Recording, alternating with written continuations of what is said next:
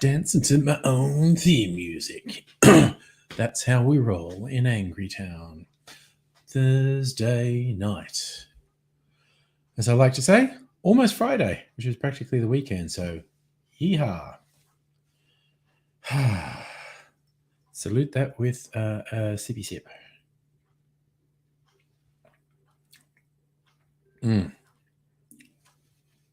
I have decided this is so good, I should deliberately recreate it for my cocktail channel, because I just quickly whipped it together one day because I wanted to. Megaleech, hello. Although that was half an hour ago you said hello, so I'm not sure where you are now. And I think I'm going to sneeze.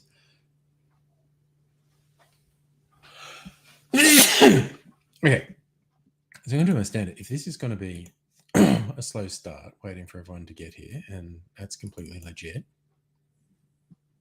I might do the standard thing I would do when it's a slow start and fire up Red Dead Redemption 2.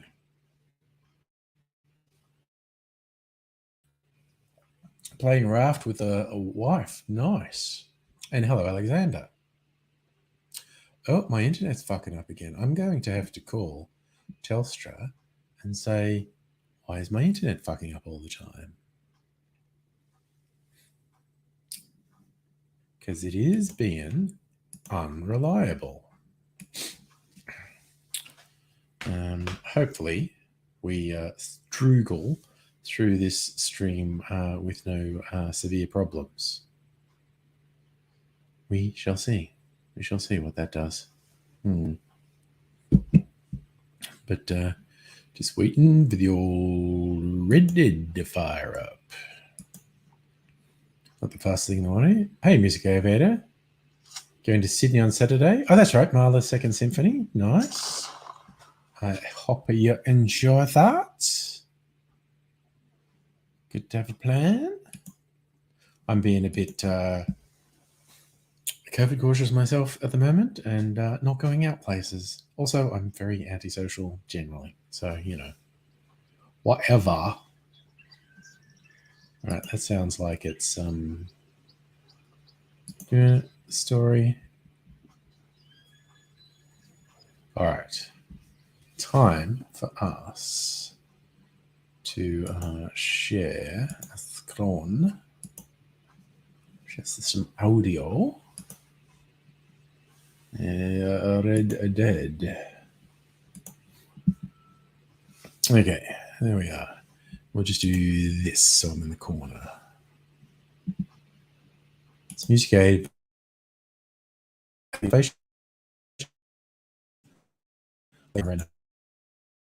Recently, don't keep up with the scrape and stuffy shoe.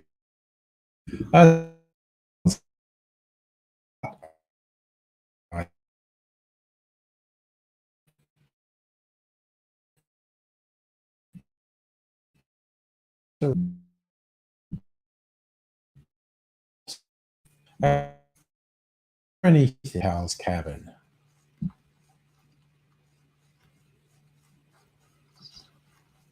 Let's have a look. Oh man, I still got the hat from that soldier I killed. Nice.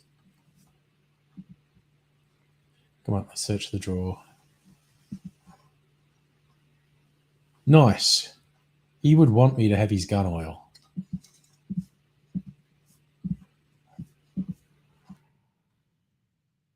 In memory of him, I might polish my gun. A metaphor, not a sex thing. Gin. I know he'd want me to take the gin, so I've got to drink some gin to make room. Cigarettes. Rum, gin. He'd want me to drink a bottle of gin. As would Kirsten. Helly and hello.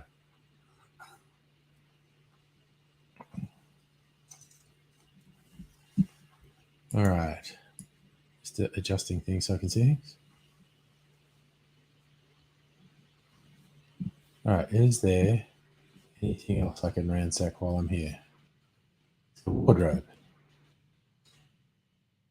Chewing tobacco. We like that. He'd want me to have that.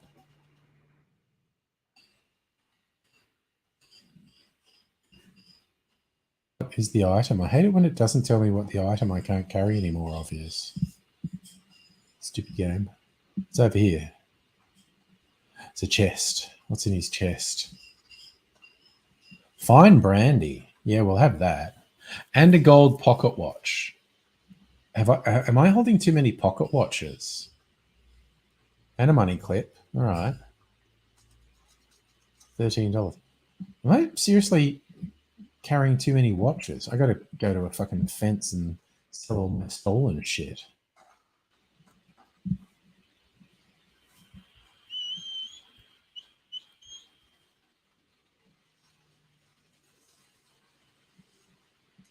All right.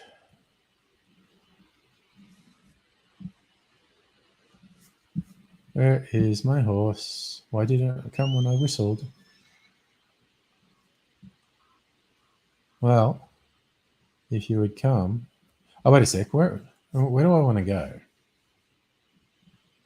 At the homestead. Fucking wanted dead or alive. Eagle flies. Ugh. Actually, I could quick travel to Valentine, pay off some bounties, because taking people's hats at gunpoint is a crime now, apparently. Political correctness gone mad. So a camp, and I can fast travel from a camp. Right. Oh, wait. I got a new thing from the chief, didn't I? Cook some frogs. Potent health cure. Ginseng and yarrow. That's not it. Various explosive ammos. Potent herbivore bait. I can never be bothered. Okay, you know what? I'm just going to make a fucking potent health cure. I get involved in a deranged gunfight. Yes, Mega Leech. If bloody taking people's hats at gunpoint is wrong, I don't want to be right. And hello, Strictly Sega, by the way. All right, let's stow that. And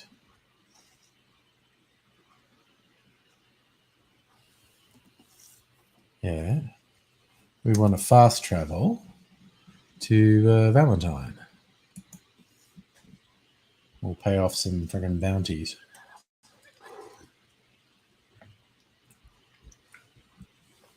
Ugh. Do. Few shots of the countryside. God, this is I say that every time I play. I think this is a beautiful game. And here we are in the shithole town of Valentine, where I have gotten into so much trouble at various points. All right. $100 bounty. Maybe we should go pay that. Oh, look, they're building there. Let's go this way. Let's go right past the sheriff's office. Because fuck them if they can't take a joke.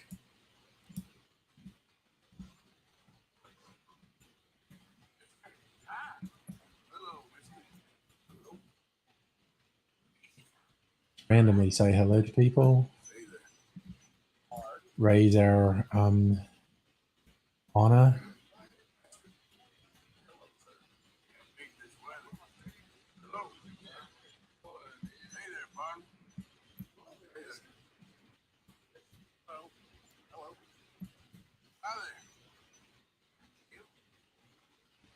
All right.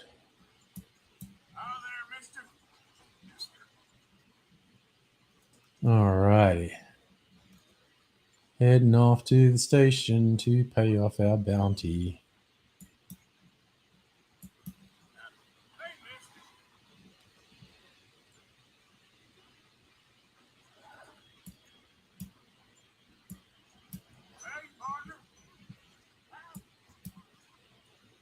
All right, let's mosey on here.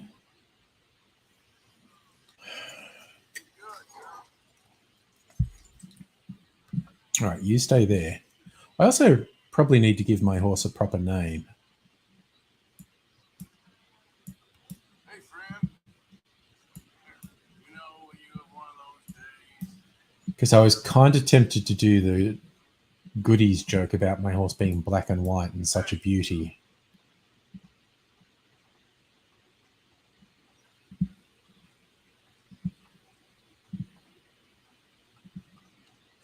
All right.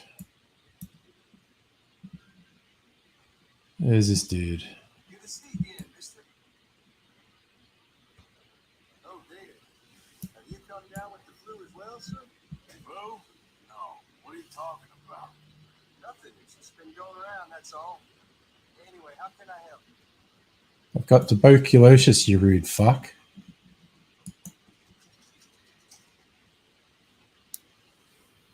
All right. Liberty is worth every penny. Oh, I just don't want random grief. It's bad enough that I'm wanted dead or alive.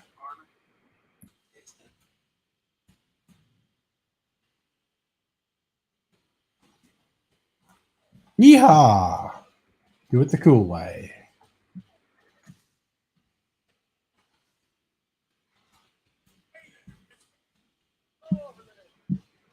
All right. Little epic adventure now with eagle flies. This is fun because you fucking shoot up the bastards in the oil company. Speaking of which, I friggin' see the oil wagons as I'm riding around. I'm stealing it because fuck those guys. Maybe this isn't the one where we go and attack the oil thing. This isn't the way I'd go if I was going there. Well, let's see. Let's see. Let's see. Hey, partner. Howdy. Hey, mister. Hello, mister. Hey there. Hi there. Dude, get off the fucking road. Oh, for fuck's sake, dude, get off the road.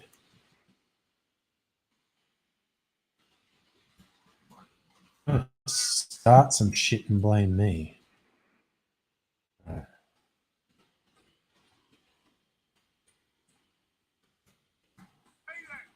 you doing? Hey, partner.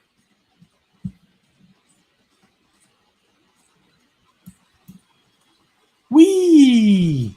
Stunt riding. Didn't actually do that on purpose.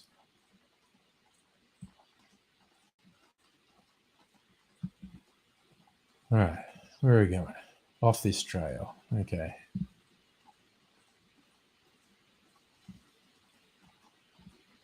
Where is my pal Eagle Flies? Oh, here we are. We're just here. There we are. What's going on? Oh, you scruffy ne'er-do-wells. What are we doing?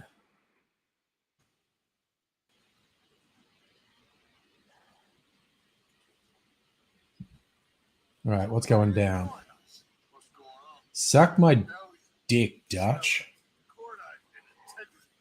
is a beautiful thing. We don't do it. Eye for an eye. We didn't start this hustle. They did. We? See how fat? Surely is. Whatever it is you're planning, it ain't a good idea. They want you fat. Nobody will be killed. We're just gonna trap a few of them in the valley, disarm them, tar and feather them, and remind them to leave these. Oh, Jesus. As if that would fucking work, Dutch, you lunatic. You're going to tar and feather some soldiers and nothing's going to go wrong. You're Jesus Christ, Dutch. Hey, what's this? How cool is that? That's like a random rose bush. What's that about? That's really cool.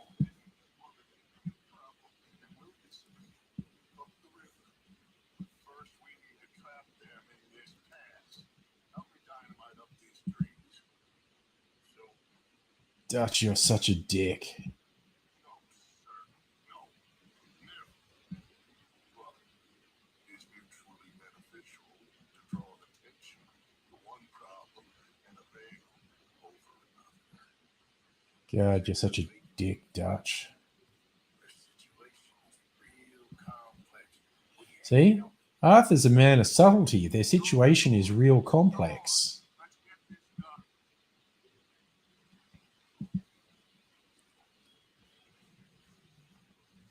No.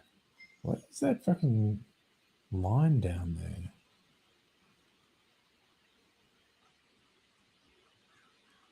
All right. It's the dynamite. It's the detonator. Oh, shut the fuck up, Dutch. Okay? Hurry, hurry.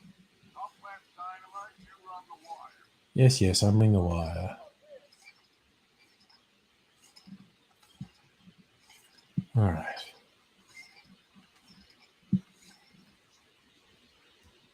Attaching the wire.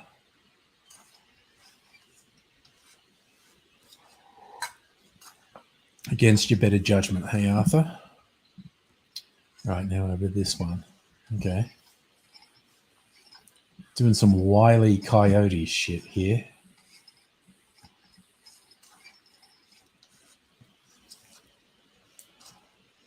Just keep expecting someone to paint a fake tunnel on a rock wall. So, you finally got to see Cole hang. Yeah. After all those years, hard to believe. Oh, but it was worth the wait. See? We're tying up the loose ends, Arthur. One by one. All right, here we go. Come on. Let's get it. How many of these we sticking up, Dutch? Okay,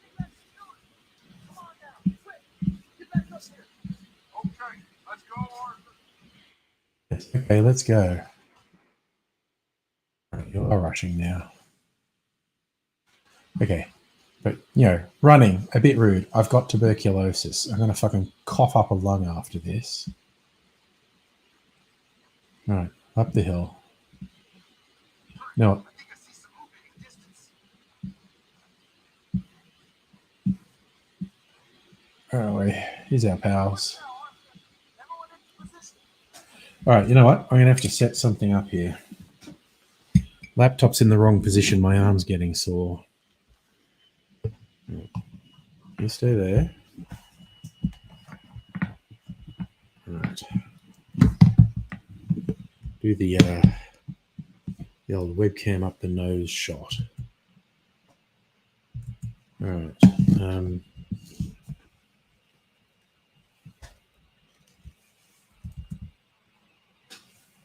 All right. Oh, Kirsten, okay. Do this for a minute and then stop. Okay.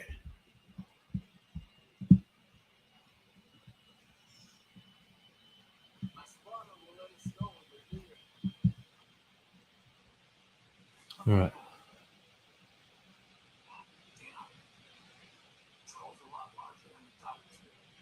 Oh, it's a large patrol.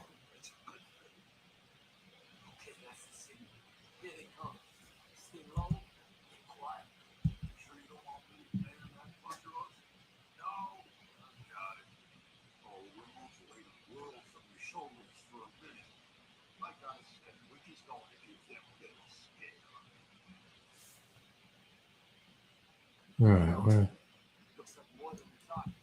It's fine. We're only here to talk and administer a little good old-fashioned humiliation. that is a lot of them. And son, at the very least, wait for my lead. Everyone just stay calm. We got the upper hand here. All right. Okay, they passed the first charge. We blow it now, we should have them trapped.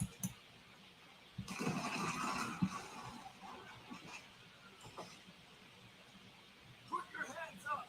You're surrounded. Nobody needs to get hurt. Your humiliation of us has gone on quite enough. Yeah. Good idea. Put down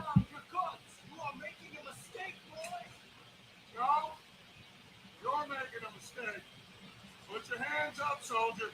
Take a little humiliation and leave these fine folks alone. Oh, yeah. A concerned citizen. That's so.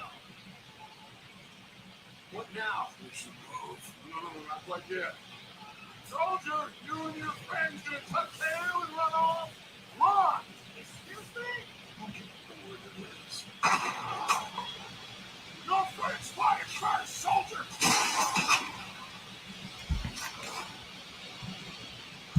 Not only happy about this, they fly first. Where are they? Just killing dudes now.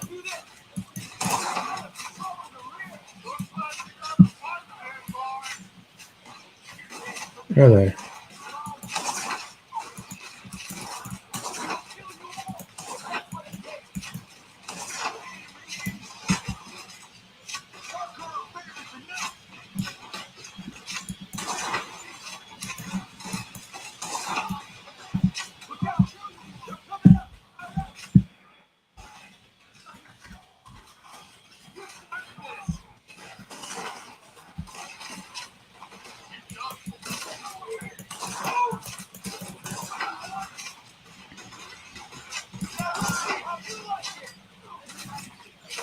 Where are they?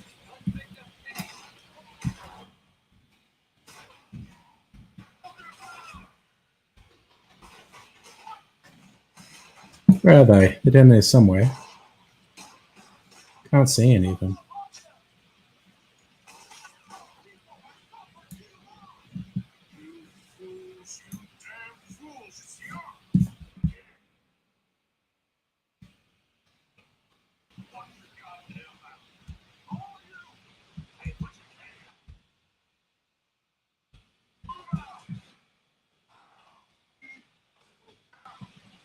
Yeah, man, what's this going to be? Looting the soldiers.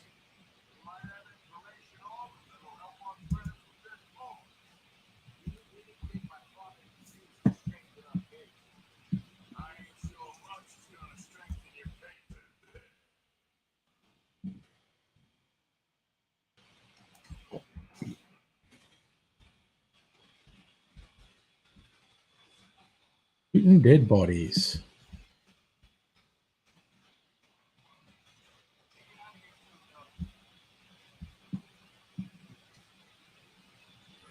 What's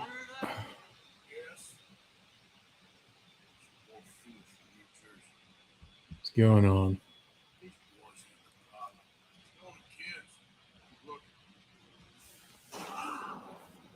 Ooh, was that a booby trap?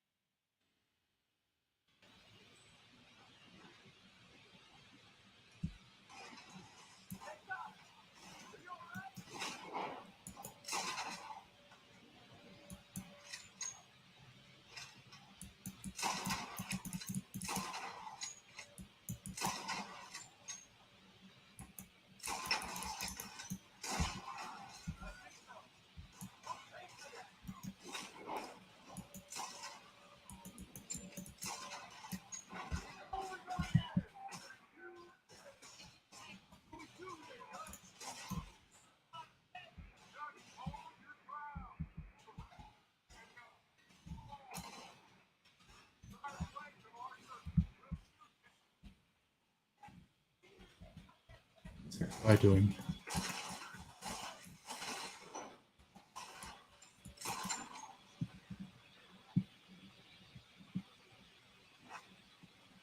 Okay, I got the cannon.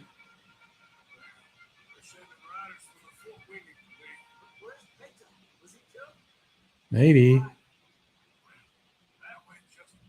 Good job. I'm trying hard with everything I have. I keep trying, and you keep doubting me.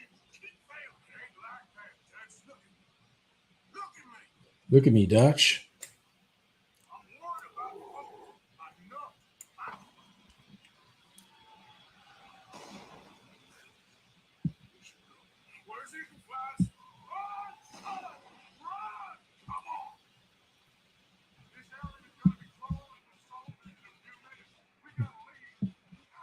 Yep, sounds like a plan, dude.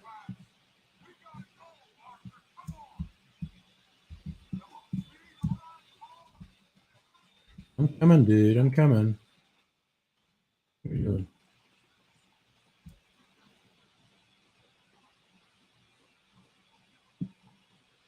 I got myself stuck in a really extended bit here.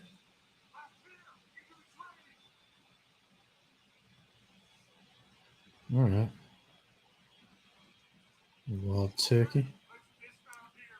We won't get the horses down this path. All right. Let's carry on my foot and try and sell them a little snake oil. The snake is all I got. Get out of here. Let's see if we can lose them down here. I guess not.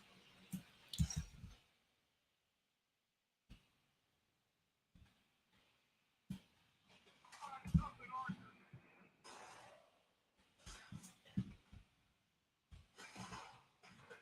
Hello.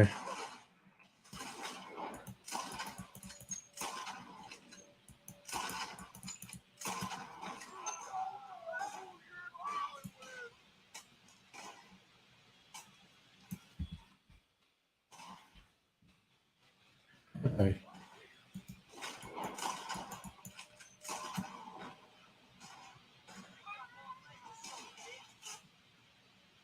Hello, up there. Let's see if there's a way out through it.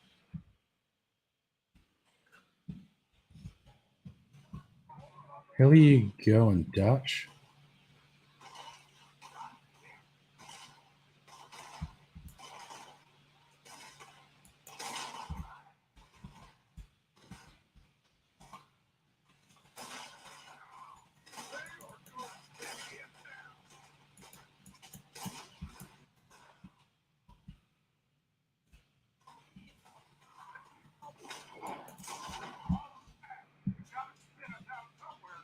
All right, run down the path.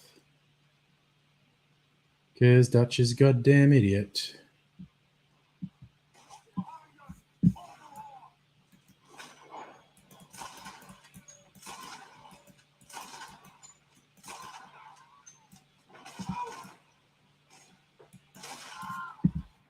Fuck you, dude.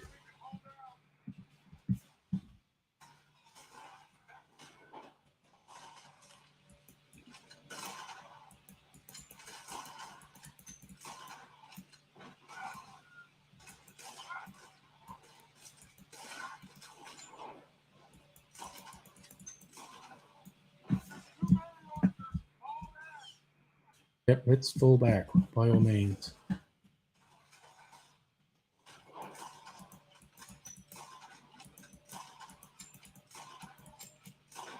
This is a losing battle, Arthur. Oh, we gotta do something. This is too many. Run, get moving.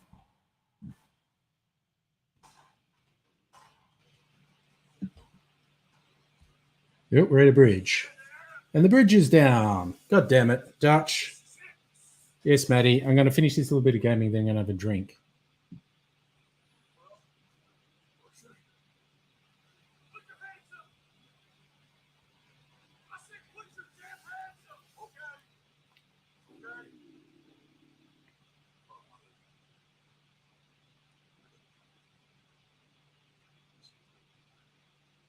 Hello, officer. Oop, suddenly a lot of them.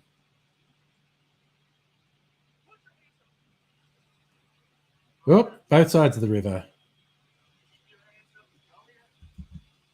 Hey, Benathi and Maddie, by the way, yes. Can't do that. Oh, were you literally doing that? Oh, I was supposed to surrender. Okay, I was not paying attention. Sorry, I think this is almost over.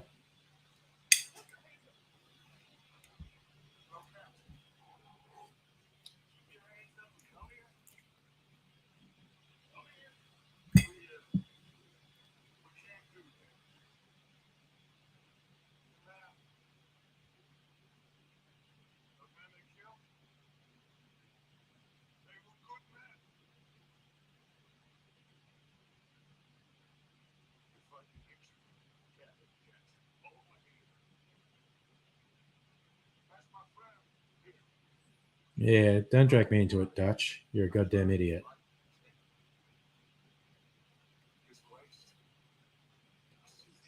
It's a waste.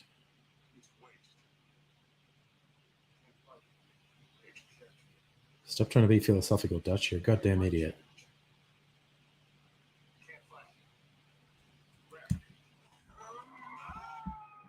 Ooh, Butch and Sundance.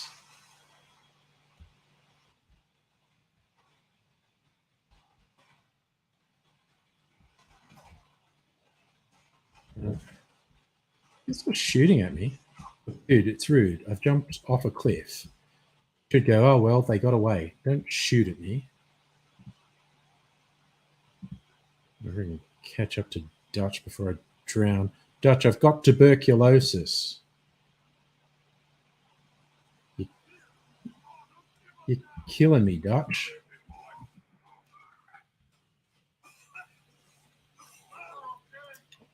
All right. You're okay.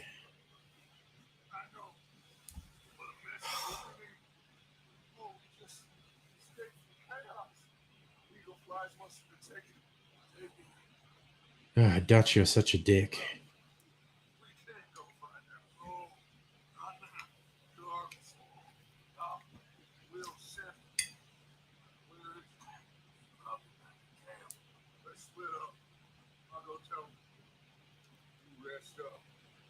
Dang.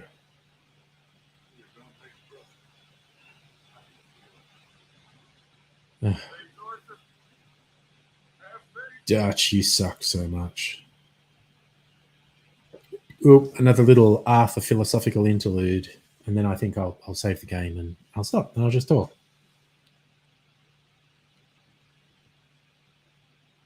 The elk. Is that meant to communicate something to you, Arthur? You're not looking great, Arthur. All right. All right, that's done. All right. All right, adjust everything.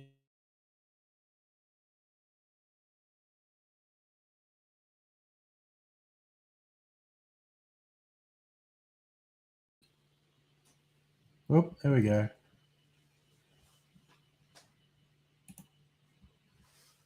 All right. I think we're okay now. My internet's acting a bit flaky. All right. And as the bloody turbine fans calm down a little, I settle myself. Hello, Tawny's two strokes. Sorry, that was you saying surrender my glass. All right, well, might actually top my glass. I was going to mix something. I can't be bothered. I've got something I pre-made. My rum old fashioned.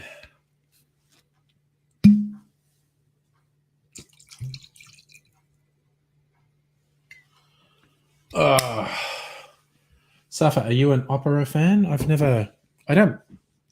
I don't hate opera. I've never been an opera fan, though. Oops. I dropped my cherry. Just going to stir my drink. Chill it a little bit.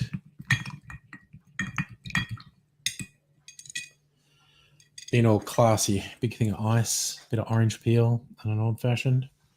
Just being a classy motherfucker.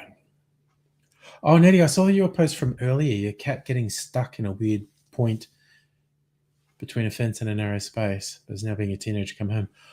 Not long after we moved here, my cat Mimsy jumped the neighbor's fence. It wasn't a narrow space, but it was a really high fence.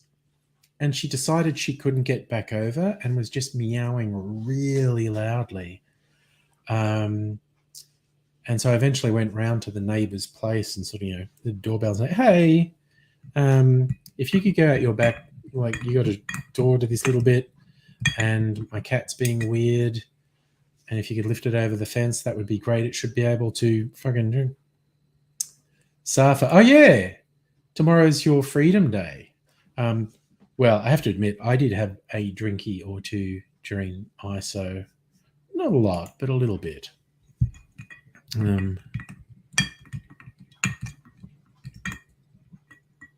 How are you feeling is the important thing. Do you still have any symptoms, or is all hunky dory? Oh,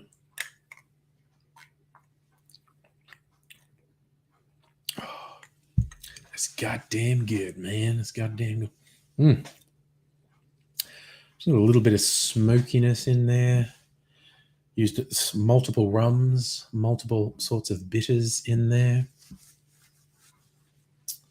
I think I used a very cinnamon brown sugar syrup. Yes, Safa, happy to be alive. That's a good attitude.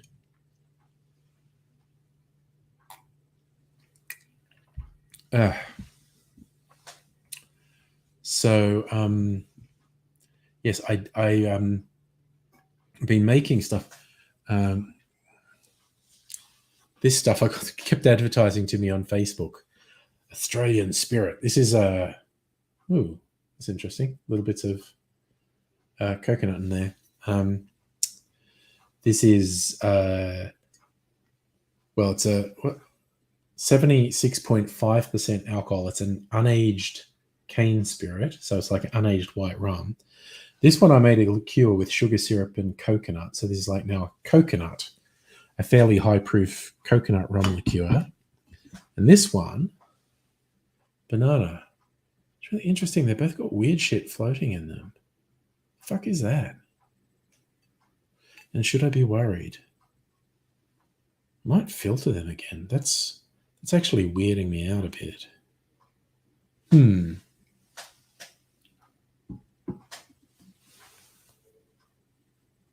And this, so that's diluted. I've probably diluted that down to about 50% alcohol. But this is the stuff because it's clear naturally. But I barrel aged this for, I don't know, it's a couple of months. It's a nice color now. It's a nicer flavor, still really high proof. So I think I'll dilute that a bit more with water. Okay, it's super fucking weird. There is floaty shit in there. I need to. No, I'll do it tomorrow. I won't do it tonight. Too much fucking around if I try and do it tonight. But yeah, I bought it because it's like super high proof. So I can dilute it down, like making a liqueur and whatnot. And it's still fairly strong, even though I've like sweetened and flavored it. So yeah, now I've got some fairly high proof liqueurs. Because why not? I'm doing it because I can, basically. That's the fuck around and find out spirit, that one. I mean, you can get spirits that are over 90%. I mean, there's an absinthe that's 90% alcohol. My absinthe 85% alcohol. So that's not even the highest proof alcohol I have. It's pretty high proof, though. Over 150 proof.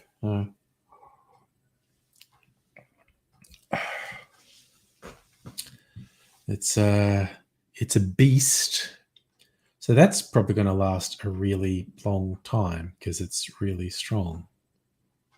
I wish I knew what. See, it's really bugging me that there's some weird little floaty stuff in there. Because I actually filtered it through a coffee filter and it looked clear. And now there's some weird floaty stuff in it. Like it can't be mold because there's too much alcohol in there for mold to grow. Savi, you forgot how fresh air feels on your face? Air's pretty goddamn fresh at the moment, guy. If it's not sub-zero wherever you are in Melbourne, it feels like it in the morning. Lots of areas had sub-zero temperatures and lots of other areas just felt like they had sub-zero temperatures. But then it was actually quite pleasant in the afternoon because it was very sunny. standing in direct sunshine was actually quite pleasant this afternoon. Shade, that was another thing. As soon as you weren't in direct sunshine, it was much colder. Pantsu, yes. You do get some high-proof hand sanitizer, which does not taste very good.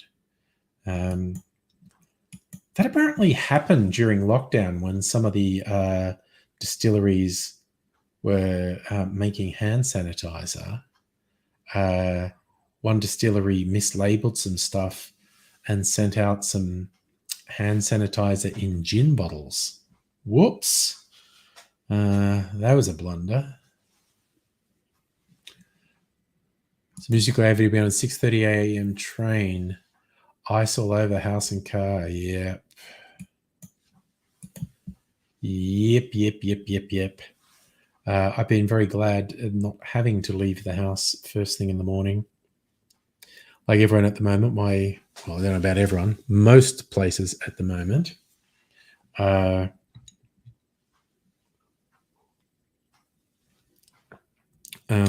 working from home.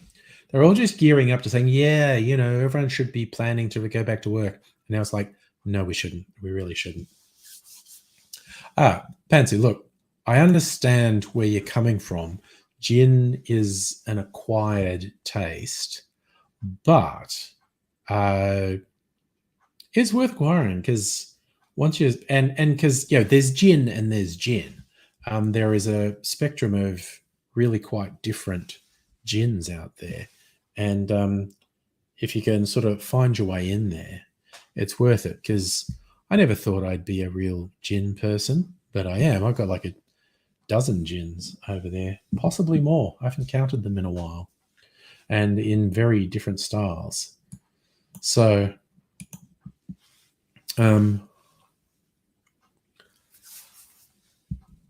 yeah, I mean, ask Nettie. My freezer martini is a hardcore dry martini, a bit too intense for Nettie. Oh, I see. Okay, Pantsu, I am not a big fan of tonic water. A gin and tonic can be good, but I'm not a huge fan of tonic water. I mean, I'd honestly, if you're going to mix it, I'd suggest a gin and soda. Like, get a good quality soda. Cappy, an Australian soda maker, make really good sodas. But there's heaps of stuff you can do with gin apart from a gin and tonic. Like martini is my favorite. And you don't have to have it as dry as I do. And then things sort of like a sour, like sweet and sour, like a gimlet is nice. Oh gosh, I'm sorry. That is really odd. You were given a gin and tonic as a child after surgery. Okay, it's like every part of that sentence is wrong. That they gave you gin and tonic to calm down after surgery. They gave gin and tonic to a child. None of that's good. None of that is good. No, sir, I don't like it. That is some poor judgment on what I assume is several people's parts. That's dodgy AF. Oh, was that a joke? Sorry, I just thought. Says the pre-med. Yeah, no, there's a pre-med they'll give you before surgery that is to calm you. And if it's an oral one, it's not going to taste very good. Yeah, it's a very mild sedative. I just think, what the fuck is that? Oh, okay, that's the USB hub. I think the wire is breaking on it. Oh well, we'll soon see.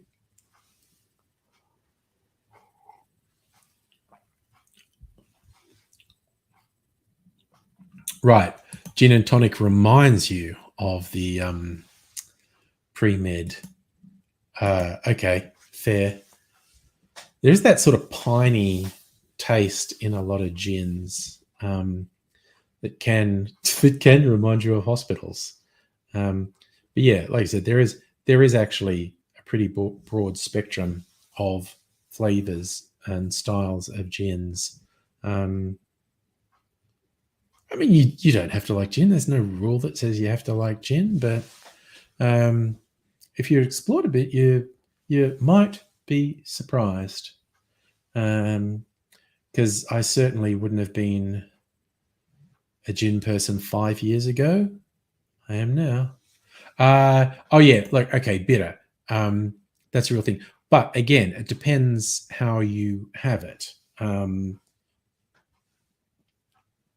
Uh, I guess most gins are at least slightly bitter, so you definitely want to avoid gin and tonic if you don't like bitter. Yes, Kirsten, I said gin 3 times, and so you've arrived. Also, my current affection for gins is largely down to Kirsten, quite honestly, particularly Australian. I only have Australian gins. That's the one spirit that I don't see any point in getting something that's not Australian. Sure, there are the big international brands are cheaper than the quality gins made in Australian distilleries, but I'm just like, yeah, fuck it. Spend a few extra dineros to get something quality. Yes, tonic water is particularly bitter. Obviously, yes, you're correct, Kirsten. Gins are a little bit bitter though, but tonic is very much. Again, I do have gin and tonic sometimes. I'm not a huge fan of it. But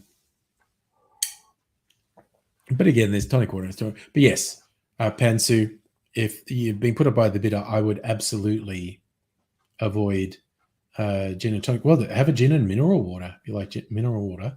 But yeah, but there are a few very good mixed drinks with gin in them. You know, Gimlet springs to mind. It's got lime juice and sugar, or lime cordial. I see all this talk of gin. Now I want to have a freezer martini. Oh, you want to tell me secrets about September? Something cool? Okay, looking forward. Okay, by September, I should have some shelf space. Like, I had to resist buying this. Oh, and you would have seen this, Kirsten. Starwood have dumped the silly name Unexpected. They've re-released their peat finished whiskey, and it's just called Peat Finish, as opposed to the stupid name Unexpected, which I don't hate it. I've got it here. It's actually pretty nice. But yes, I was able to resist them doing a re-release of that. And I did just go resist that salt and pepper gin and vodka that Archie Rose released. Well, I had to. I don't have any shelf space. I mean, just, it was only 2 weeks ago. I went to Four Pillars. Visited 3 distilleries. Came back with 4 bottles. But at least I mixed it up. It was a gin and a vermouth and a rum and a triple sec. So it's quite a diverse bunch of stuff I got. So that's a good.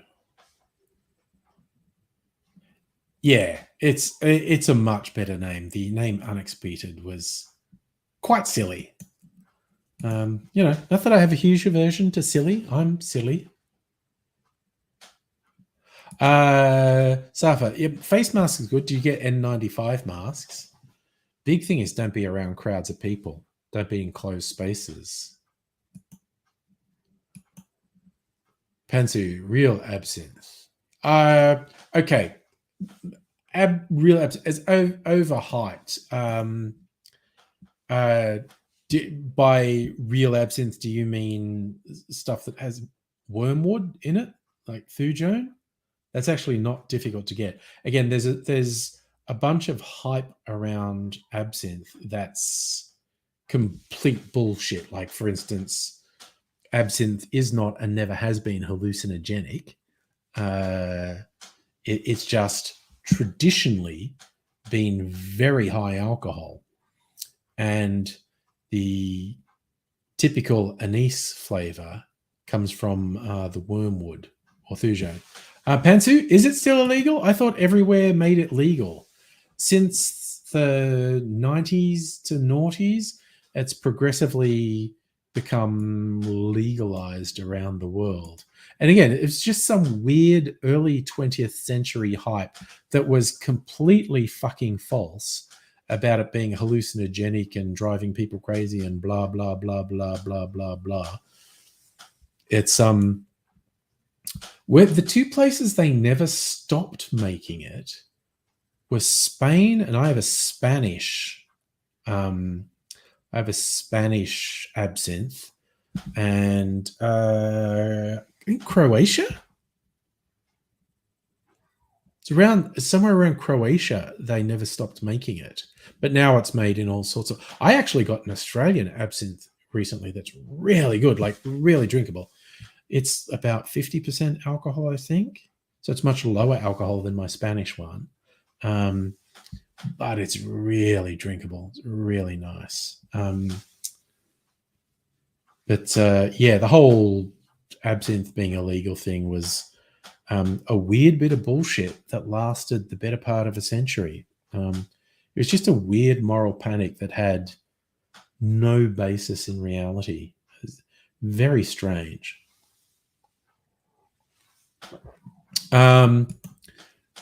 Pantsu, it doesn't give you a different kind of buzz. It just doesn't. It's just alcohol. It's herbal, and different people make it with different herb collections. So you get different flavor profiles. The dominant flavor is the licorice,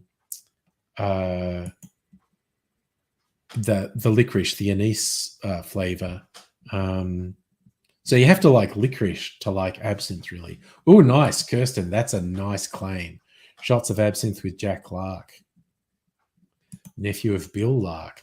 And for those who don't know, Bill Lark is like the godfather of modern Australian distilling. He's the guy who in the 90s in Tasmania said, we should make whiskey. Why does no one make whiskey? And he found out there were weird archaic laws, and he got them overturned. Yeah, okay. Yeah, see, Pantsu, you will read lots of weird and stupid shit about absinthe. But anything that says anything other than absinthe is a strong herbal liqueur is bullshit. Anything about it feeling different or getting you differently drunk or high, none of that is true.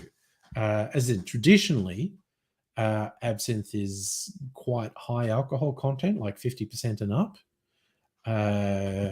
So if it's a very high alcohol absinthe, you want to, be careful with it.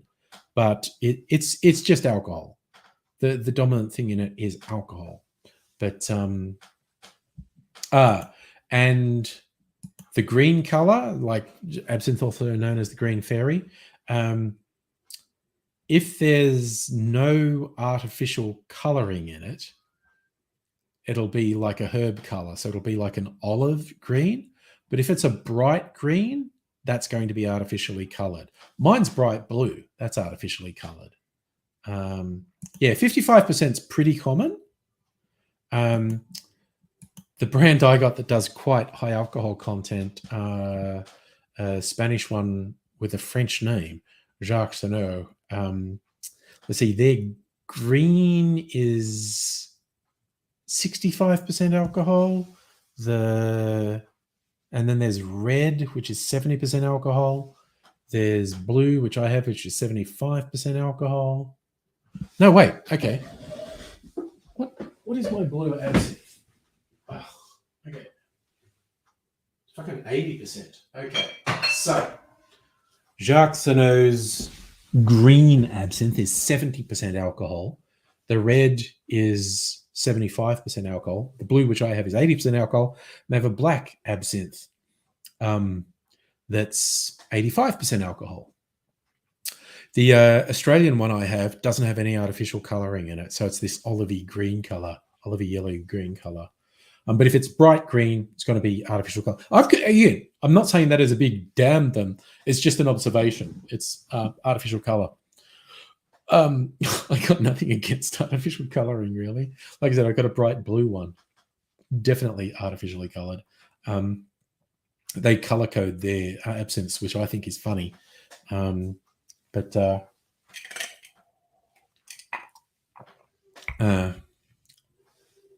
yeah, I like absinthe. A little of it goes a long way. That licorice flavor. But there's a bunch of good drinks you can make with it, or even just the traditional absinthe drip. You can get those really elaborate machines where it's chilled water which drips through, and you have a thing with a sugar cube on it that water drips through, and then so like sugary water drips into your absinthe and dilutes it a bit. So, because Pansu's in Germany. What was that? You need a sitter with super high percentage stuff. Oh, it is high proof alcohol is very dangerous because you can drink a lot of it before it really hits you. Like people die because of high proof alcohol because they do something silly like fucking do shots of something that's very high proof alcohol, and they manage to dose a fatal amount while they're still conscious, and then it hits them and their fucking heart stops. So, there you go, Pansu, a German gin, Monkey 47. There you go. So, Safa, did I tell you when the other weekend I went up country to Healesville? So I did the Four Pillars distillery. I did another little distillery. Is it called Morgan's or something? I don't know. I got their sweet vermouth. And then there was a rum distillery on the way back, Killick, right next to where Puffing Billy is. And I did a tasting platter of their rums. Fuck, they make good rums. Like, I really liked them. So fancy like spiced rums. I have a few rums over there. And I know I'm not a hardcore rum wanker. I know the hardcore rum wankers tend to turn their nose up a bit at the spiced rums because they think the maker's often starting with a substandard rum and covering it up with other flavors. But I have several rums over there that I really like. And this is, in fact, a rum old fashioned. I'm only halfway through the bottle. Fuck me. I made that a while ago. I'm only halfway through the bottle.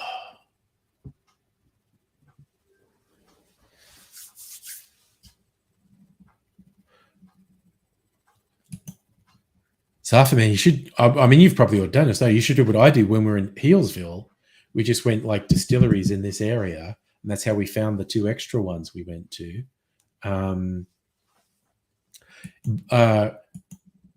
Country Victoria, so many distilleries. And hey, Justin, how you doing? You know what? Well, let's talk a gin. I feel like I haven't had a freezer martini in a while. I'm going to have a freezer martini. And because I'm a classy motherfucker, I'm going to go and get one martini glass. Ugh.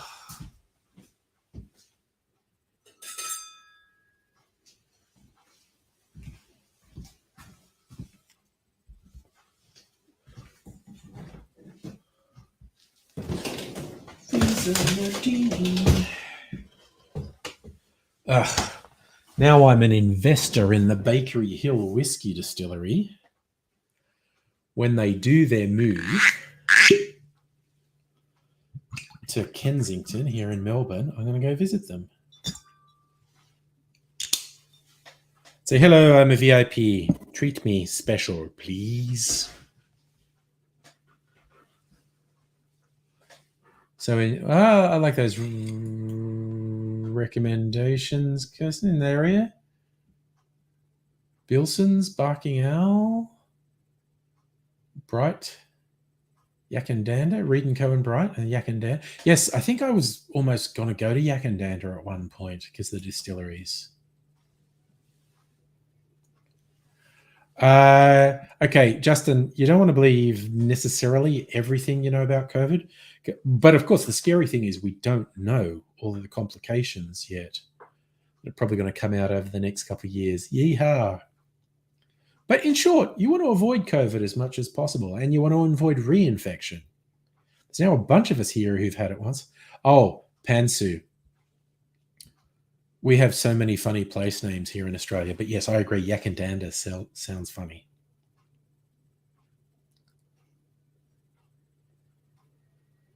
Ooh, wow. Kirsten, that sounds amazing. Reed and Co. do an amazing seaweed butter on sourdough. That does sound interesting.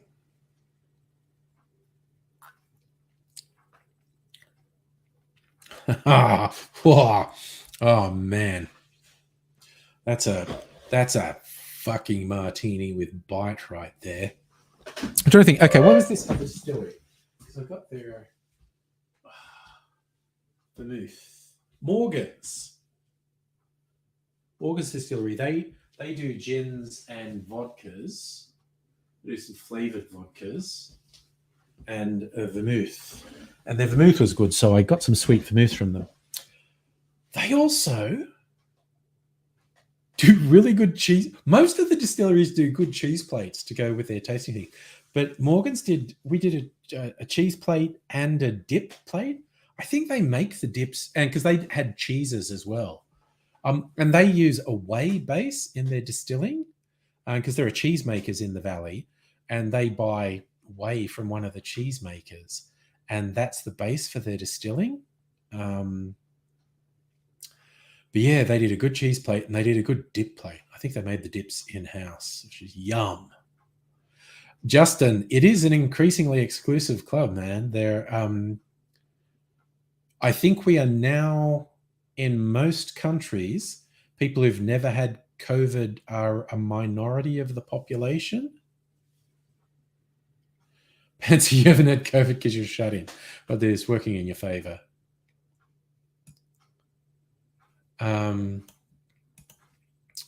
But yeah, and yes, also the food, even though it's like only nibblies at Four Pillars, was yum.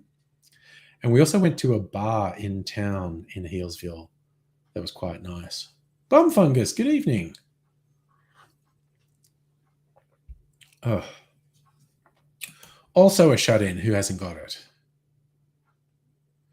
And I had to fill in a thing recently, like when I got my booster, they said like you can't have it unless, because I said I'd had COVID, and go, it has to be more than 4 months ago.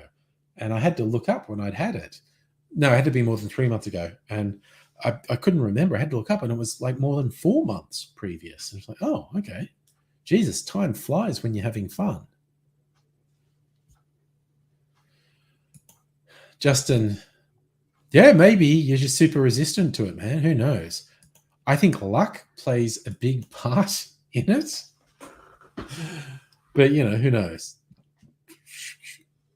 I was about to say I've never had actual influenza, but I have. I got stomach flu. There was a swine flu going around a few years ago. Some fucker at the YouTube event gave it to me, and I was hella sick,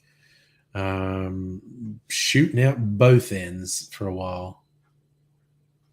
Oh, that's right, Pansy. From Europe, you're just getting heat waves. Brutal for that part of the world. Not good in a part of the world where you nothing's geared up to deal with extreme heat, to get extreme heat. I haven't heard really, because it was quite concerning, like, UK getting 40 Celsius, hitting records. So that's going to fucking kill people. I haven't really heard if there were any significant number of deaths from it, but it's not good.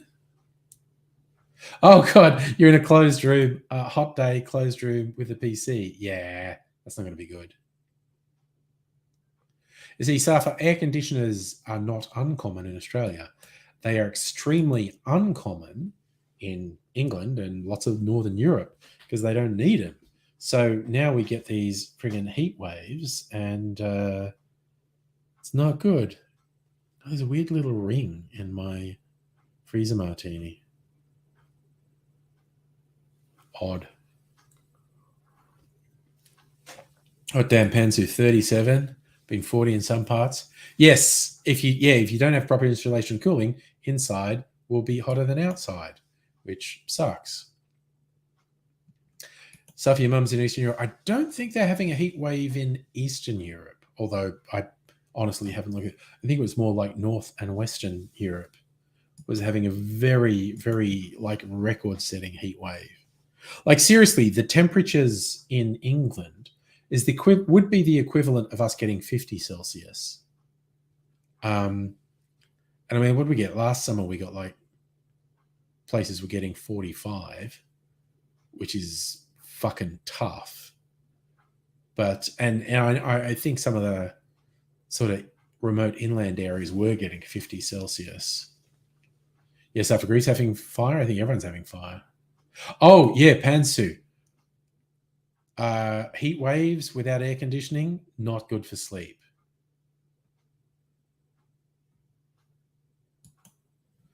I remember my old house didn't have efficient air conditioning. Here in Melbourne, we get these things usually in late summer where for a week or two, it will be over 35 Celsius every day and over 40 Celsius on the regular, and it won't drop below 30 Celsius at night. And I used to always joke, like working in offices, after day 3 of those heat waves, you can tell who doesn't have air conditioning because they're not sleeping and they just come into work looking like shit because they're all sweaty and not sleeping. Kirsten, genuinely worried about fires in Macedonia. Can anyone guess why? Is that where? Okay, I'm thinking one of two things. You have family there, or there's an ingredient you need at the distillery there. I'm not sure which is.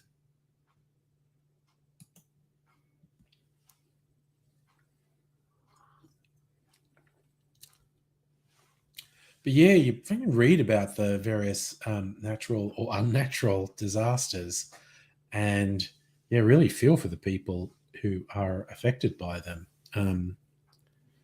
Shit's wild, yo.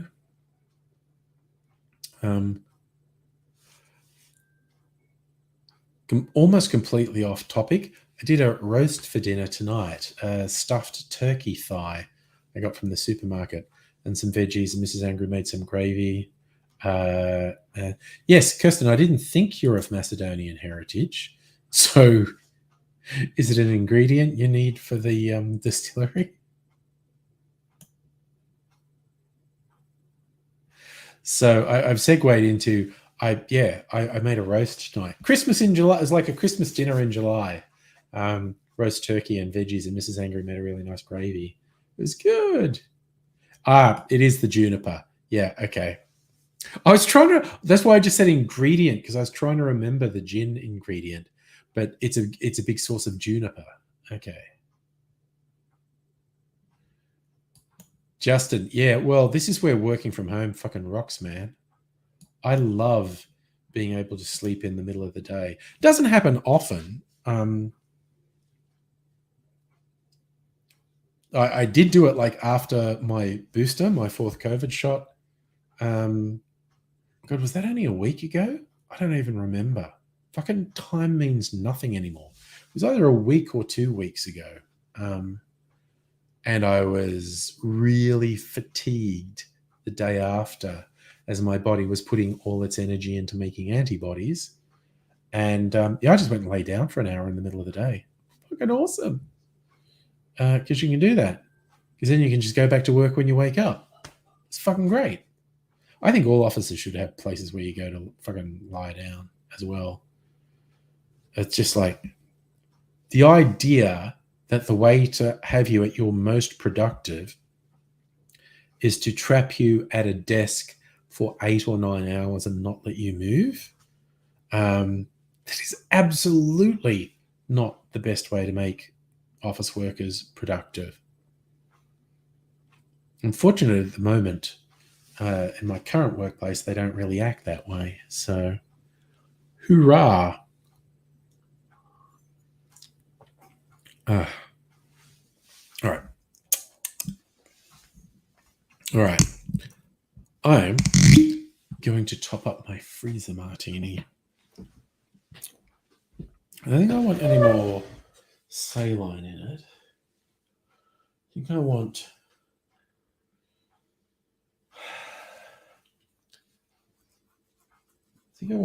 a sweeter, a citrusy gin and Navy Strength, and then put a bit of a vermouth in. Justin, you have shower in the workday? Yeah, man, I never have a shower before I start work. I get out of bed and I sign on for work at like 7:30 a.m., start working. And usually sometime mid-morning, sometimes lunchtime, sometimes after lunch, I'll have a shower. It's basically, I'll just be working on stuff and I kind of hit a point and go, I'm going to have a shower. Pansu, permanently unemployed due to disability, hoping because of reforms pandemic. I think you should be, yeah. There's an opportunity, hopefully, to get some work at home for you. Kirsten, you paid extra in 2020 because Juniper done by Romany people and they'd been impacted by COVID. Yep, that makes sense. But yeah, fires in an area that produces a lot of juniper, that would be a thing. All right.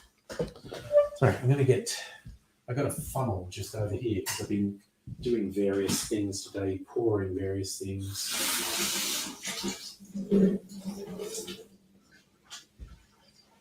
Been making syrups today, actually, because I had a few syrups in the fridge and I just thought they'd been there too long. I'm worried they're growing something. So I chucked a bunch of syrups out that had been in the fridge for a while and I made some new ones.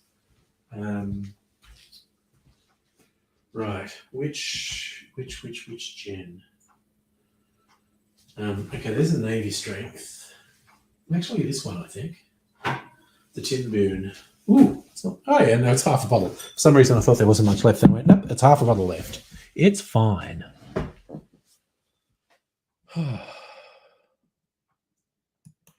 Oh, yeah, Justin, if anyone tries to contact you when you're not at your desk, go, no, I was in the toilet. I always refer to it as the small office.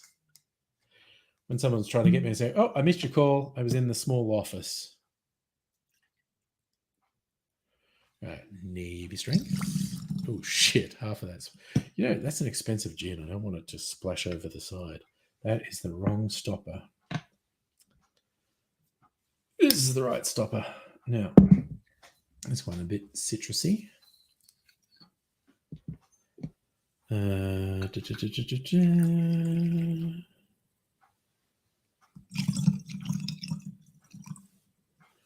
Alrighty, and put a little bit of vermouth in. And I might put some orange bitters in, actually. Let's do that. That in there. That in there. There's my orange bitters. There they are. Actually, this one's nearly gone. See how this goes. Sorry, for Pensu. Take calls in the shower like a Giga Chad. I love it. Yeah.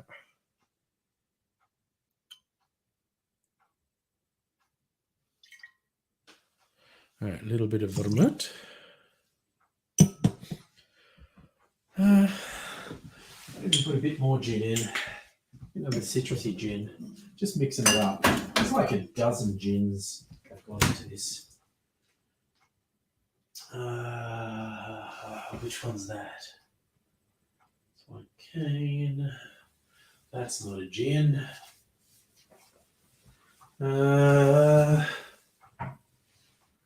What's this? bone dry.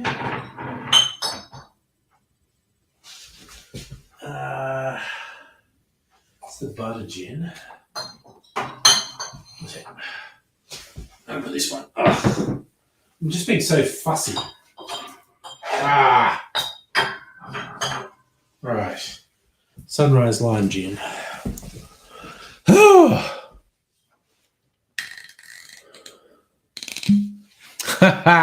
Yes. Kirsten, the auto clicker. My work doesn't surveil us, thankfully.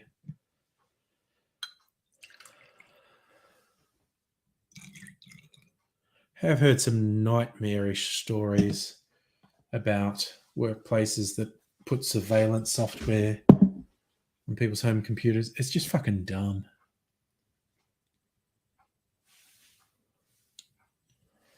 All right, some orange bitters.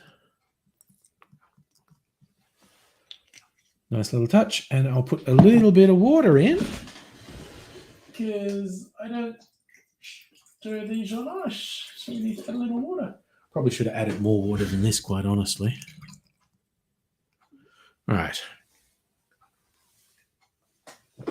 I find the whole endless quest to keep the infinity freezer martini going fun. All right. I'll taste this tomorrow night. I'll taste different again. See what it's like tomorrow. Oh, come on. Move shit around in my freezer. You go there. All right. We're good. All good in the hood. Justin, you had a boss who secretly worked from a car or secretly driven up to Canada for a Christmas party and she lived in Melbourne. I think a few people have done stuff since, like, working from home's been a thing. Like, they've gone to, people who are theoretically working in Melbourne have gone to holiday places like on the coast of New South Wales and have been working from there. Go for it, I say.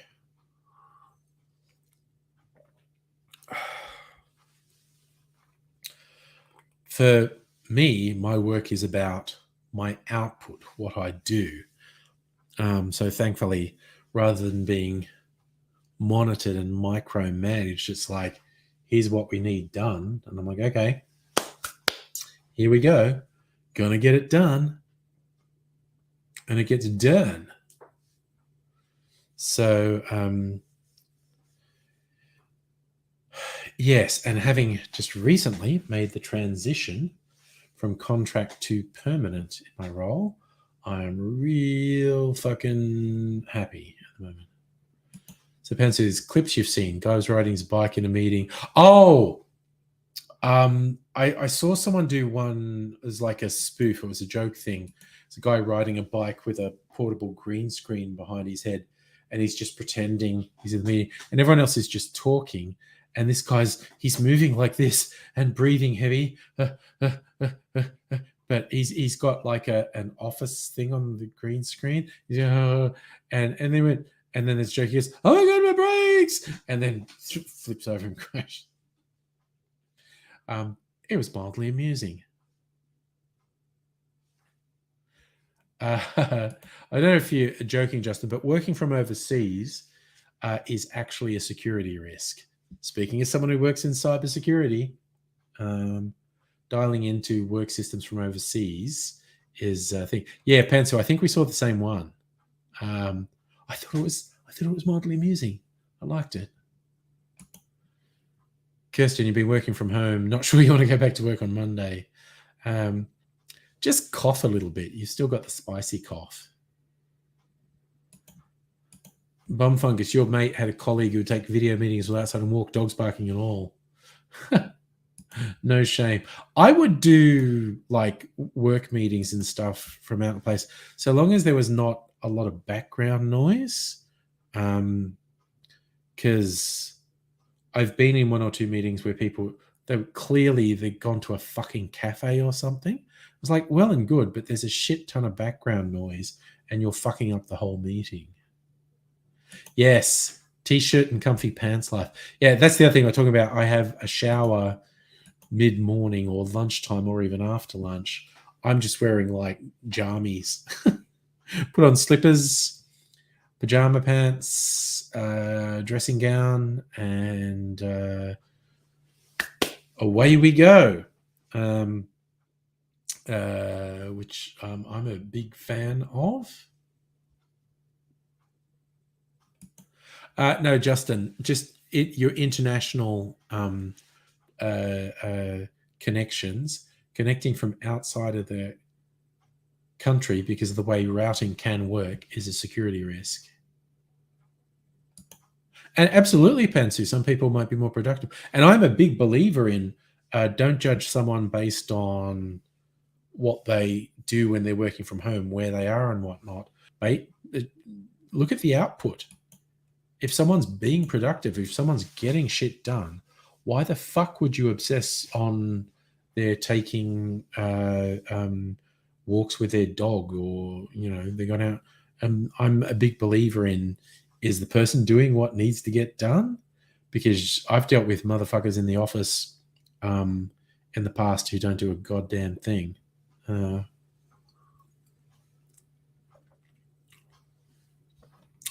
Yep, Pantsu, that sounds about right. Working from home, the more your work relies on security, the more issues that come up. Kirsten, you've ended up on walking platforms while you work TikTok. Okay. I remember had a treadmill at home at one point, and I was doing like a Zoom call with people. This was years ago, and I decided to do it from the treadmill and had the laptop set there. I didn't have a fake background or anything, but I was obviously doing the walking motion, and everyone on the call thought it was kind of funny to be talking to me, and I'm just in one spot, but my whole body movement is of someone walking, but I'm not going anywhere. Pansy, you enjoyed some of the leaks from game and animation studios. Well, there you go. Okay, see, now, Kirsten, now I want to see what it is. What you going to do? Walking platforms. All you work. What comes up if I search that? Treadmill desks. Okay. Yep. Treadmill desks. There you go. And yes, Safa, Teams went off today. And I had several meetings today, so it was a bit of a fucking drama. So Pantsu, big NVIDIA leak caused by devs testing game using cloud. Oh, cloud. Ugh. Justin, I switched my camera on in one meeting when I was wearing my dressing gown. I never lived that down as a running joke with my team for quite a while. It wasn't a problem. It's just everyone got a laugh out of it.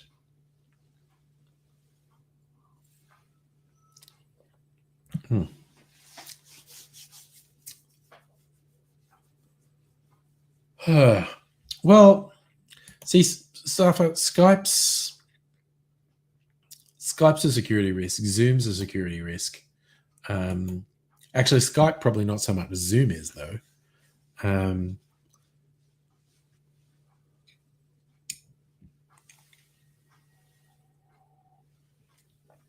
Oh, it's so annoying.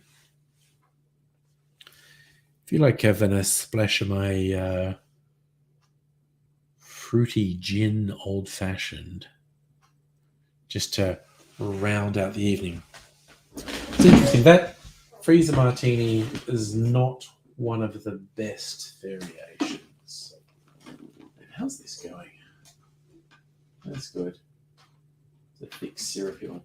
So what have I got there at the moment? I've got my apple syrup, my rose syrup, my lily pilly syrup, which might go when my oleosaccharim's done, and a sort of thick dark syrup. It's a coconut syrup. Good for whiskey old fashions.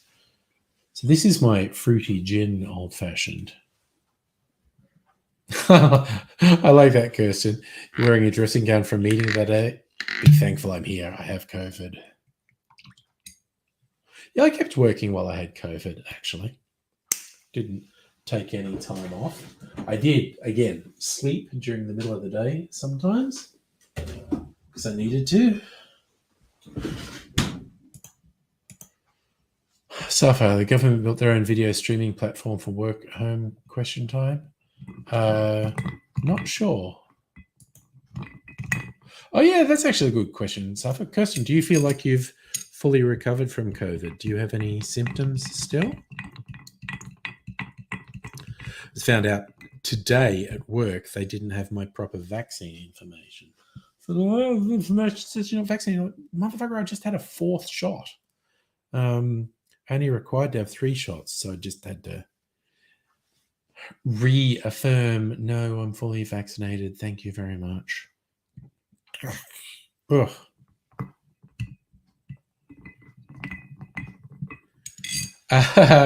Yeah, Safa, I didn't need to get a COVID payment because I wasn't off. Kirsten has a little cough. In fact, when COVID, I registered for COVID payments for my business. All those stories about companies like Harvey Norman claiming money that they really honestly weren't entitled to and they didn't give it back. As soon as the government announced COVID payments, my accountant just said, just go on the website and register for it, just in case you need it. And I never need it, never claimed. But again, seeing what these other companies did, I probably could have claimed money, but I'm not a piece of shit, so I didn't. Oh God, yes, Kirsten, the tired thing. Holy shit. And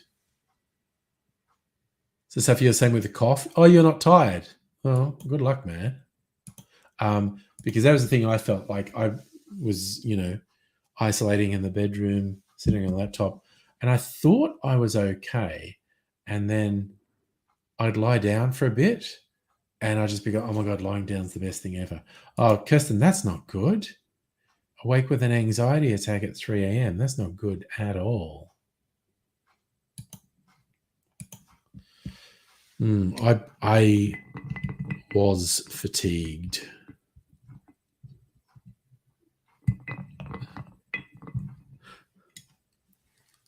Mrs. Angry and I started watching a show that's on Prime called Night Sky.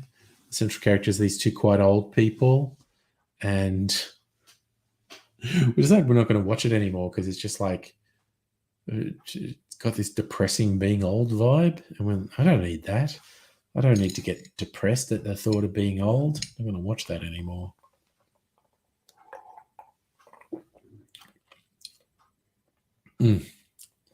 Okay, so Pansu, just on the thing of you not liking gin, there's a style of gin, fruity gin, generally known as sloe gin, SLOE, because that's the traditional one from England.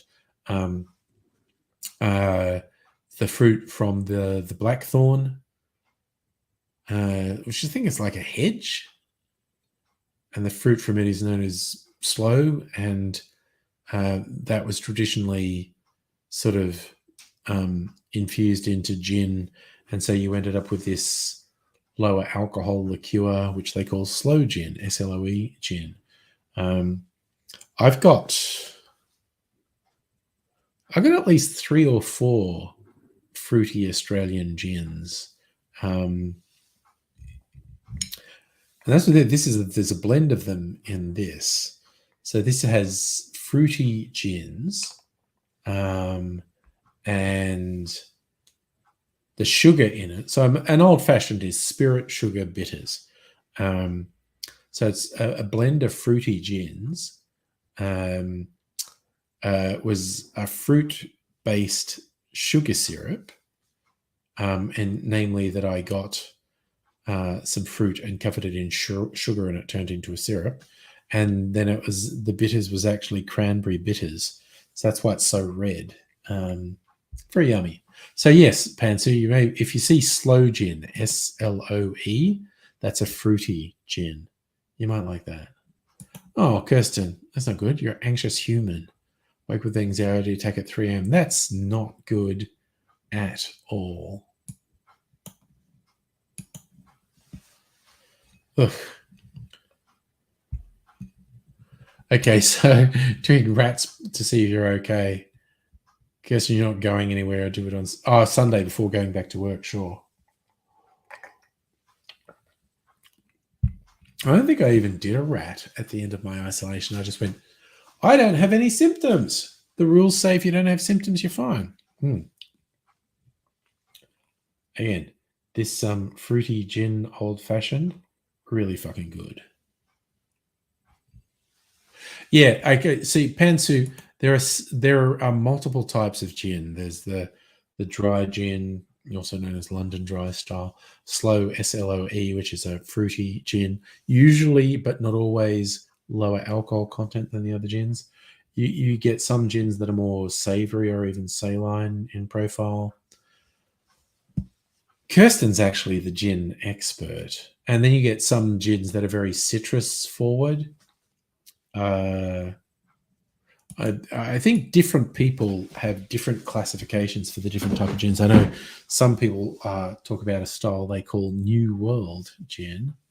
Yeah, it's kind of like there's dry gins, there's savory gins, there's citrus forward gins, there's fruity gins. Oh, bum fungus. Yes, the Four Pillars Slow is good.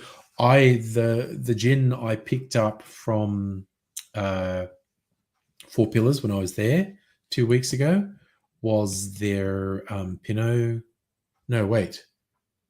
Their Shiraz. It's not Pinot, it's Shiraz. Their bloody Shiraz. Fucking great. Kirsten is the font of all gin knowledge. Okay, you're saying you're not an expert, but okay, you provide extremely useful knowledge for us on the gin front.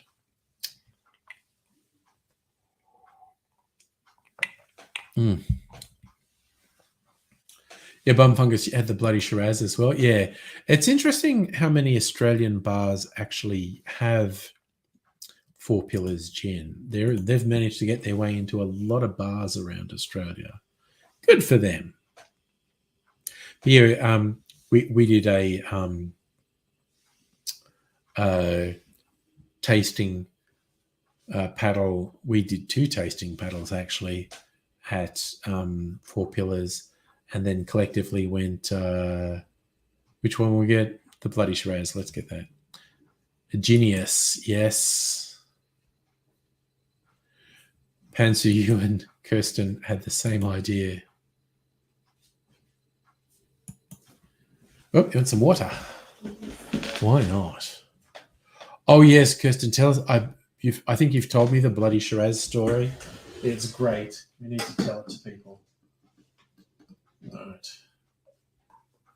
On top of all the booze I bought during lockdown, which was a lot, like over the last 2 years, I've definitely bought, just conservatively, like 100 bottles of booze, which is free. Most of them are still there, by the way. I didn't drink 100 bottles of booze. I just keep buying more and stocking up. But, I also bought this fridge, which was a good lockdown purchase. These shirts, all these cocktail shirts, for another lockdown purchase. Yes. Okay. So yes, Kirsten. So Four Pillars wanted to export the bloody Shiraz gin to the US, but when they went there, they applied for label permission, and it kept getting rejected. And it's like, why is our bloody Shiraz gin getting rejected? We want to get into the US market. I don't think, what other lockdown purchase do I have? The fridge, lots of booze, shoes. I actually bought a fuck ton of shoes online. Yes. So Four Pillars called the US and said, "What? Why? What's the problem? Why aren't you allowing us a thing?" And so the US said, "When do you add the blood?" They thought the label "Bloody Shiraz Gin" literally meant there was blood in the gin, and then they had to explain, "No, that's just Australian humour. We say bloody everything, and because the Shiraz makes the gin very red, it was a joke. It was a pun. It's a blood red gin, so we call it bloody Shiraz. There's no blood in it. There's no. It's that's an Australian joke. Um, Fuck, that's a good story. I love that story. It's so funny.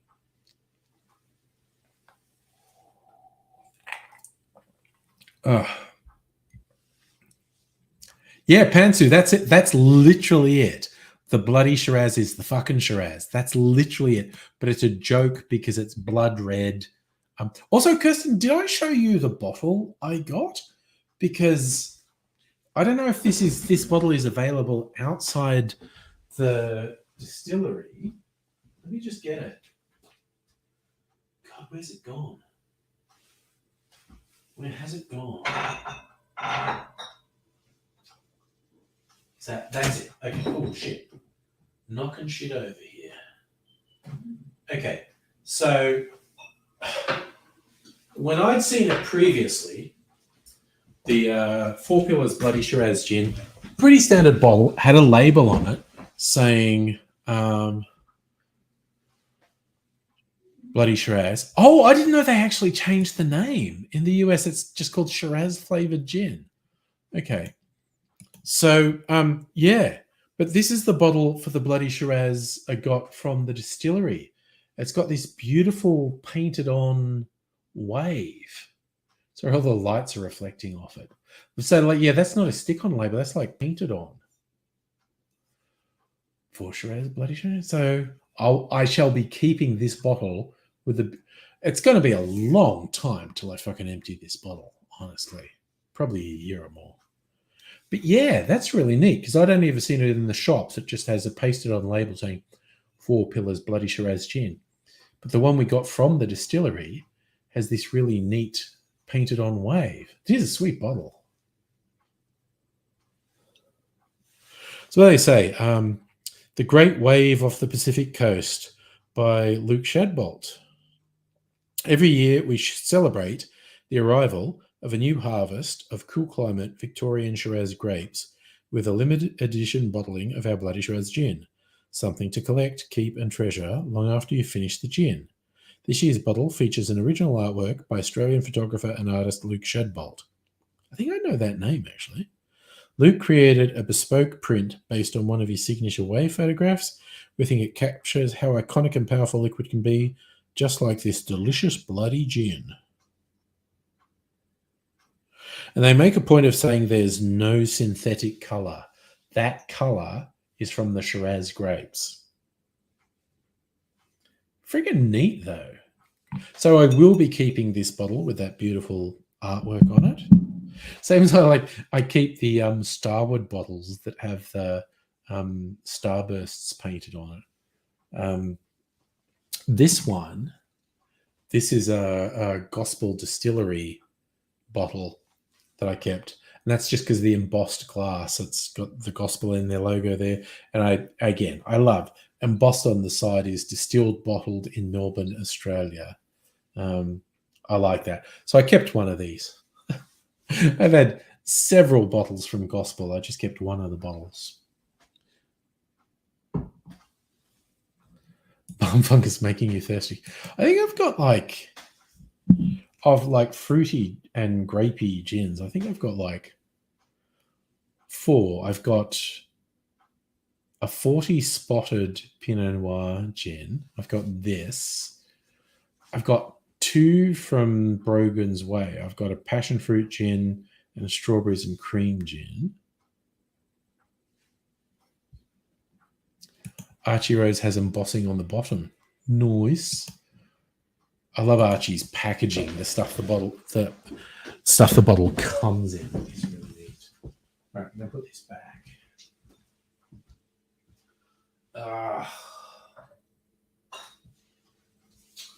What else have I got? I've got a chocolate gin. Cerise gin from Bass and Flinders. I've got a bunch of fruity gins. 1, 2, 3. God, I've got like 6 fruity gins. That's really weird. How do I end up with so many fruity gins? All right. Yeah, because I'm very classy. I'm gonna have a drink of water in my martini glass. Because I'm very fucking classy.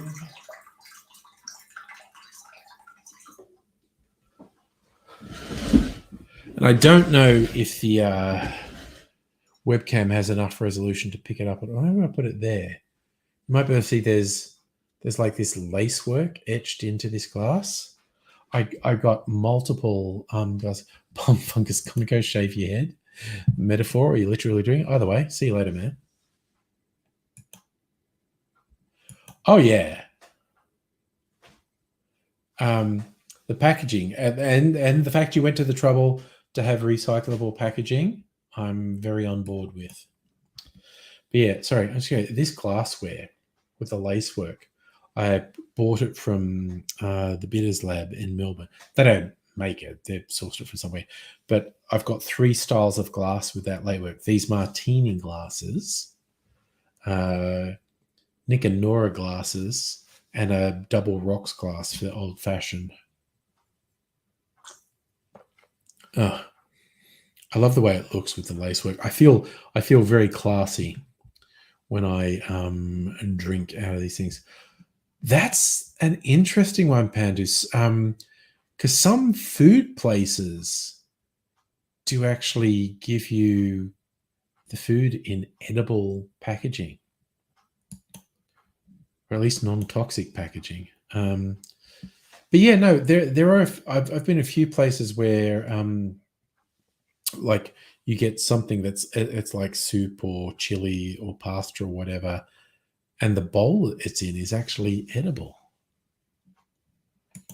So, Kirsten, you removed 50 kilos of plastic from each major bottling. Yes.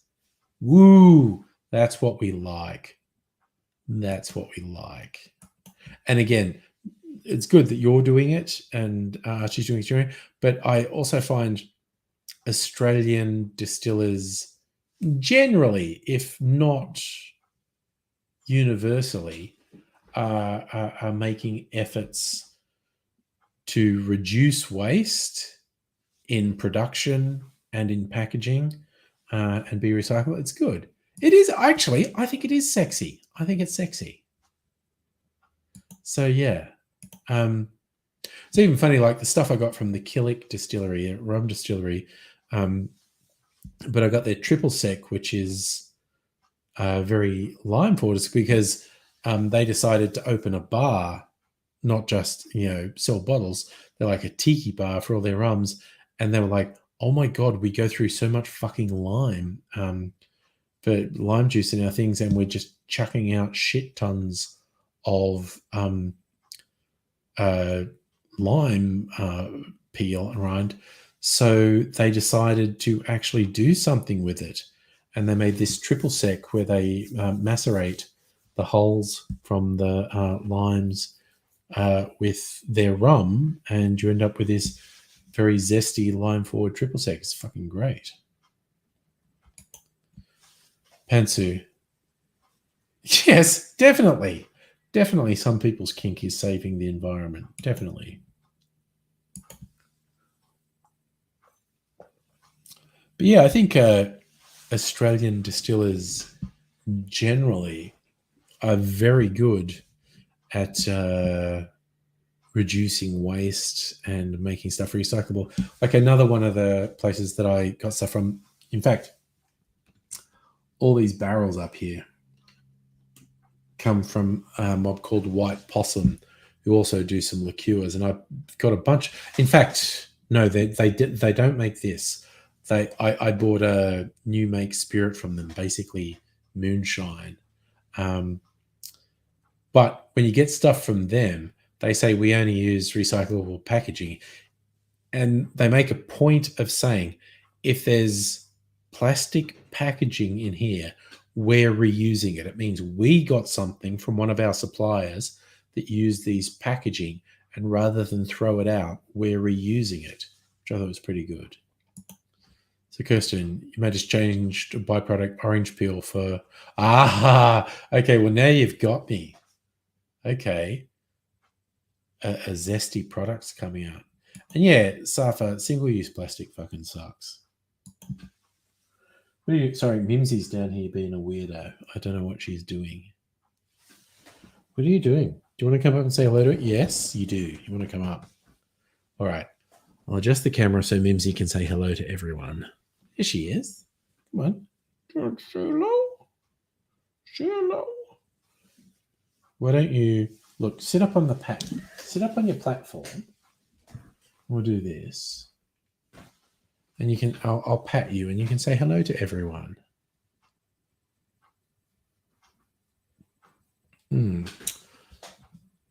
So, Kirsten, autonomy do great work with byproduct. You doing your silly cat? Meow.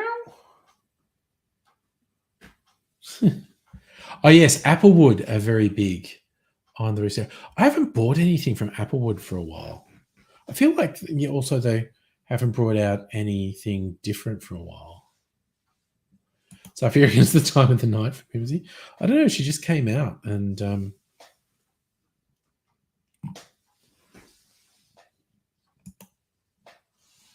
do you think? Yes, I freely admit Applewood's gins particularly are a bit more expensive than everyone else's. I don't know. But, man, I do like the they make some really fucking good vermouths over there. Their yuzu vermouths, sweet and dry. I was about to say I topped up my freezer martini with it, but I didn't. I used my there's another Australian winemaker, their Blanco vermouth, because I wanted to sweeten up my martini a little, and also wanted to use up that bottle. Ugh. So we'll see. Yeah, Kirsten, I think it's fucking great. I reckon a really significant number of Australian distillers care about their impact on the environment. They make a big effort to source all of their materials as ethically as possible. If they're using indigenous plants, a lot of them make a big point of consulting with Indigenous Australians about the nature of the plants they use. Oh, you're doing a trip to Tassie. Yeah. Last time I went to Tassie, it was just sightseeing, and that was quite a while ago. I don't know, 10 years ago. I think if and when I do another trip to Tassie, I won't even have to talk Mrs. Angry into it. We'd be doing a distillery tour while we're down there. I was not that into the booze 10 years ago, so did not visit a single distillery while I was down there. So if I did it again in the future, would definitely be doing a distillery tour. And Mrs. Angry would be bang up for it. Anyway, I've been saving my cocktail cherry. It's been sitting in a few different drinks tonight. Yeah.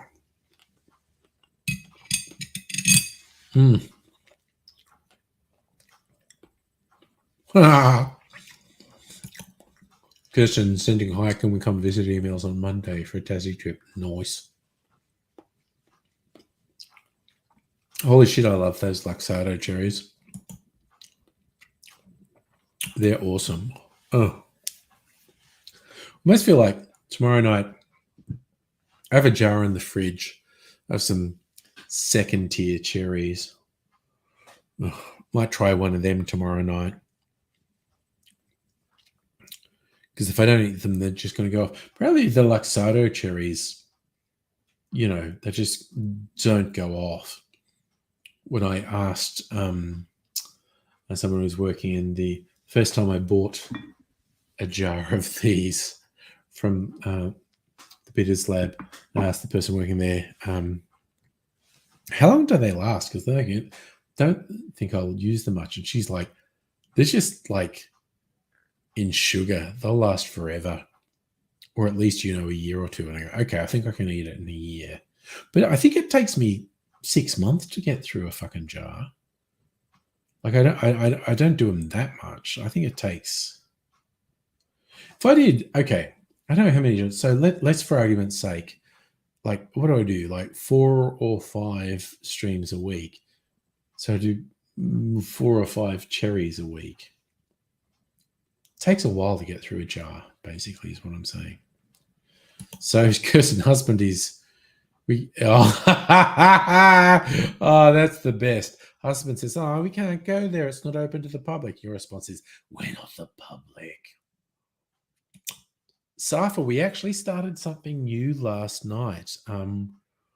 There's a series on Star, which is a channel on Disney Plus called Only Murders in the Building. Like Steve Martin and Martin Short. And it's basically people in an apartment building in New York who are kind of obsessed with true crime podcasts. And then someone's killed in their building. And so they're trying to investigate it like a true crime podcast. Yeah, it's not bad.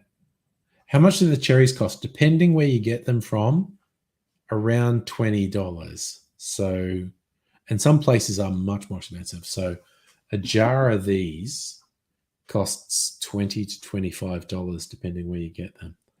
But I fucking love them. And Mrs. Angry loves putting the cherry syrup on pancakes. We had pancakes on the weekend. As I think it's like every second Sunday, Mrs. Angry makes pancakes for the house. We had them on Sunday, and she loves that cherry syrup on the pancakes. Oh, so Kirsten, you're only doing Hobart and Launceston. Oh, Safa, I'd fucking kill to be sponsored by Luxardo, honestly.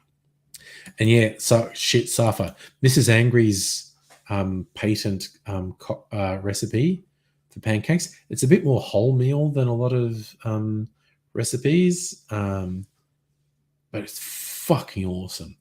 And I mix up because I have all the syrups that I make for cocktails. I often use my cocktail syrups on the pancakes.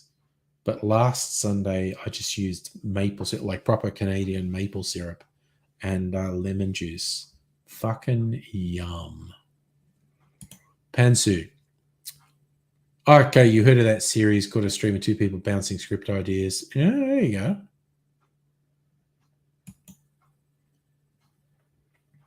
Some of your mum's pancakes are large and flat. I just thought of a terrible line to go with that. I'm not going there. But yeah, Mrs. Angry makes super fucking yummy pancakes. And I regularly use my cocktail syrups on them. Although, yeah, so last weekend it was just maple syrup, lemon. So, so the podcasts sound like the show's trying to sound like a podcast. So we watched, I don't know, 4 or 5 episodes of it. It's only a half-hour episode show. It's interesting because a big thing is you work out relatively early on the 3 central characters, the 2 old guys, Steve Martin and Martin Short, and then the young woman, and I've forgotten her name, but they're all lying to each other, basically. They're all lying, and it's I'm very interested to see how it plays out. So apparently it wasn't a podcast. 2 screenwriters working on a script and stream that. Oh, okay. Might not officially been a podcast, but it sounds like it's basically a podcast. They had no viewers. You were there. So you were just listening to a conversation. That actually sounds really fun. That sounds quite cool. That's pretty cool. Sorry, Moosey's just looking at me saying, pat me some more. But you're off camera. No one knows. Look, see, I do this. No one knows I'm patting you, Mimsy. Silly cat. Okay, we're going to go into bed soon, Mimsy. Are you happy about that? I think she is. I think she likes it.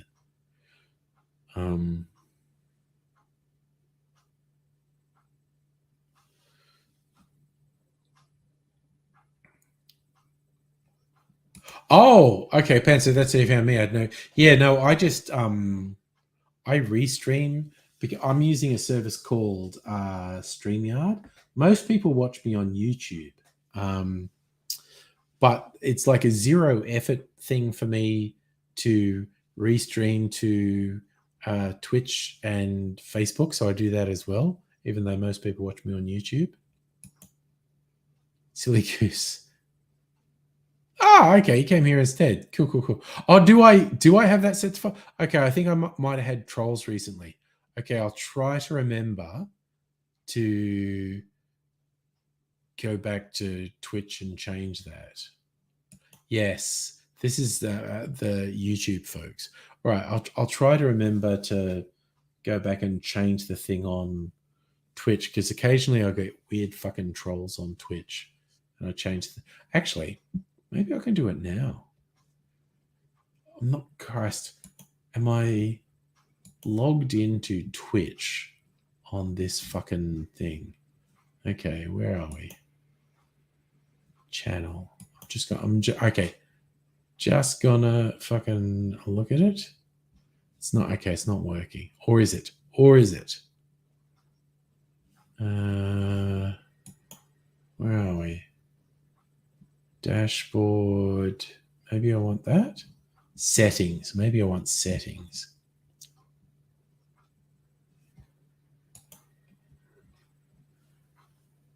I don't want to disable my Twitch account, channel, and videos. Oh, that's pretty fucking weird.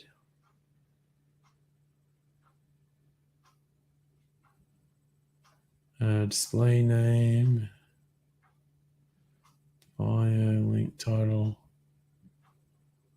No. Moderation. Maybe it's in that. A little moderation. Block terms and phrases. Ban evasion detection.